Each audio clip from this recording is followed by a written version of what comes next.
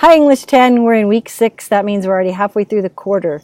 So please make sure you're staying on track with your assignments. Next week, a week from Friday, weeks 4 through 6, this week, will be closed and you won't be able to turn those weeks in, which, if you're not doing them, will make it very difficult for you to pass the class and get the credits you need to graduate. So please stay on track and let me know if you need help with anything.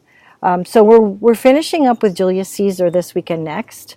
And we've already talked about the universal themes in Julius Caesar, such as friendship, betrayal, power, and how we still see those in our lives and in our politics today.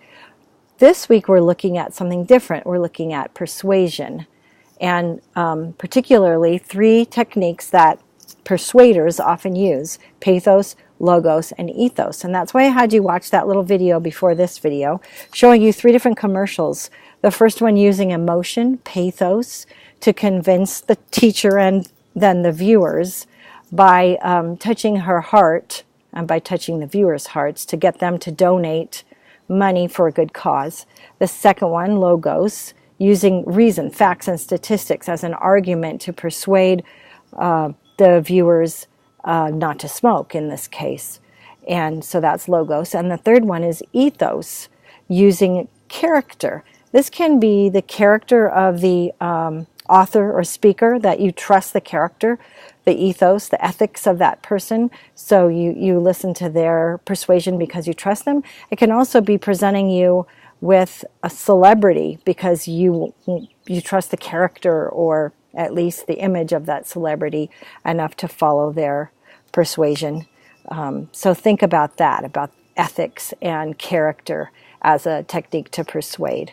And when you're writing and you're trying to persuade, your presentation of yourself as an authority figure is partly that character, that ethos that you use. So those 3 things: pathos, emotion; logos, logic and reason; and ethos, ethics and character, are what we're looking at on Tuesday. When you come to class, we'll do an assignment that will help you see those in Julius Caesar, because that's one of the things that Shakespeare masterfully does, is present these arguments using ethos, pathos, and logos for readers to see how they're used and how they do persuade, and how that changes the feelings and viewpoint of the crowd as different people give speeches. So come to class Tuesday at 11:30 for the first 25 people, and then 12:15 for the second group.